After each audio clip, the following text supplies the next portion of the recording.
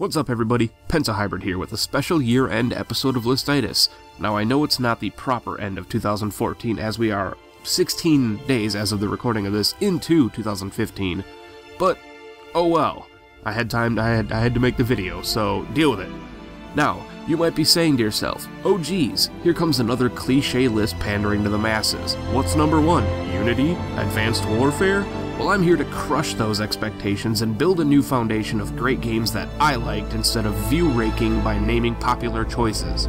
So, I think we can all agree that 2014, like 2012, was a phenomenal indie year with lackluster AAA titles, and even the greatest AAA games that came out I haven't really played. I own Inquisition, but have yet to play it. I work far too much to allow myself worth a minimum of 70 hours. Probably closer to 100 for an explorist such as myself. Anyway, shall we carry on? Well then, ladies and gentlemen, animals and other folks, let me tell you what 10 games I think were the biggest and best of 2014. Number 10. The game that started my year off in anticipation. I was more excited about this game earlier in this year than most other games even mentioned on the docket. While I did participate in the alpha, you can see my Let's Play here, I only did the first few hours on camera. Chasm is Discord Games' modern-day Metroidvania darling. This game has more charm than I've seen since Fez. The pixel art is smooth, the gameplay and combat are functional and well-animated, more so than we can ask from our AAA titles this year, and I cannot even imagine what it will be like on release. Number 9. Always Sometimes Monsters is definitely an experience for sure. The Steam page reads the following for disclaimer. Content warning. Always Sometimes Monsters has content dealing with racism, sexism, homophobia, transphobia, mental health, sexual assault, child abuse, drug abuse, and suicide. And boy, does it deliver on making you uncomfortable sometimes. A visual novel based on creating your own story through narrative choices and actions. Highly recommended for me because we are always, sometimes, monsters. Number 8. Lords of the Fallen might have some glaring Souls comparisons on first look, but I have to say it plays so differently than the Souls games when the controller is in your hand.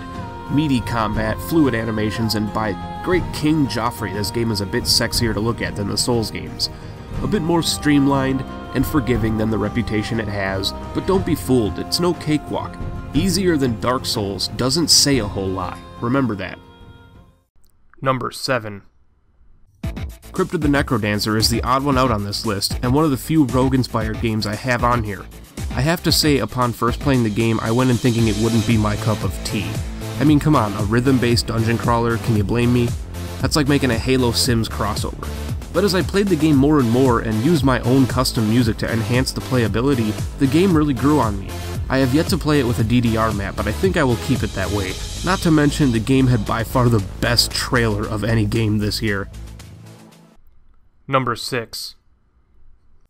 Transistor. By now it has to be obvious how much I adore Bastion. I mean, the game is my #1 video game soundtrack of all time and is a heavy contender for my top 10, maybe even top 5 all-time game.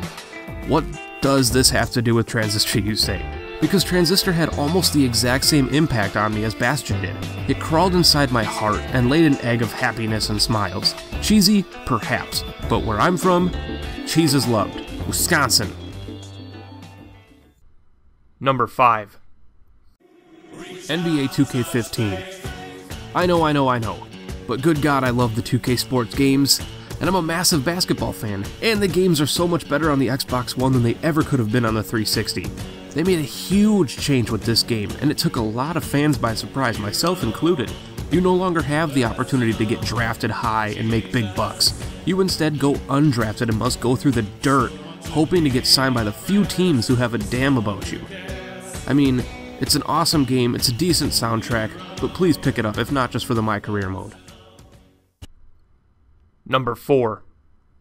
This War of Mine. I only have had the privilege of playing a few hours of this game as a review copy, and have yet to dive back into it, but it's so good, people. So good. Pick this game up today. I mean it. It has to be one of the cleverest choices in narrative and game design over the last few years.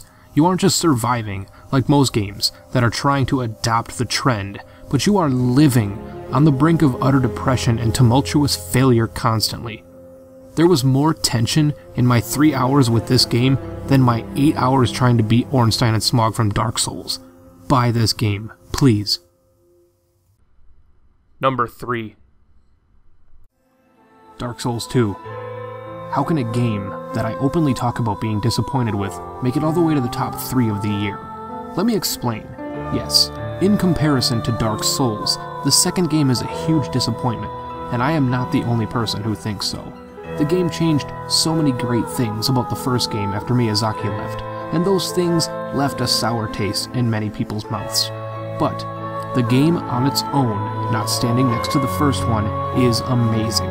Flaws aside, the game is just as much of a boundless journey as anyone could ask for. Rich lore, fun dialogue, and great locations. Number 2.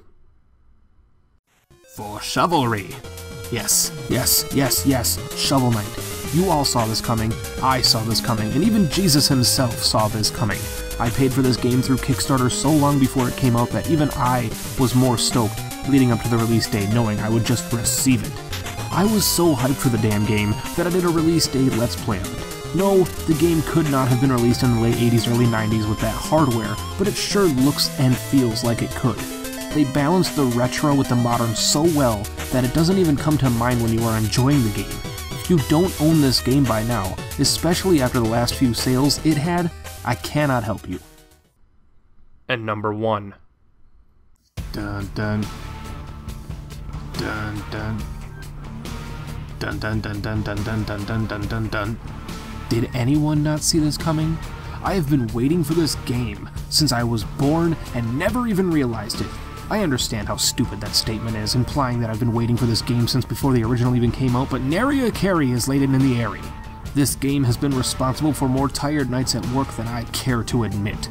It essentially takes the amazing Isaac and Wrath of the Lamb and doubles its greatness. I did not even think that was possible, considering Isaac itself was a contender for my top 10 all-time games. I have 80 plus hours into this game already, achieved Golden God and have 320 item unlocks, have gotten all but Mega Satan's ending, and I have 6 characters completed non-normal and 1 completed on hard. I won't talk for an hour on this game as much as I want to, so just go buy it and then we can discuss it together, okay? Alright everybody, thanks for watching. I hope you enjoyed all the wonderful gaming we have been doing in 2014 as much as I have. Let 2015 bring us many more games that will end up on more lists and countdowns in 12 months. And before you ask, no, I will not be doing a worst of 2014 lists. I have stated in the past I do not do worst or negative countdowns. But regardless, please feel free to let me know your thoughts and feelings down below, and of course like and subscribe to show your awesome support for what I do. You are all awesome, and so until the next video, catch you later.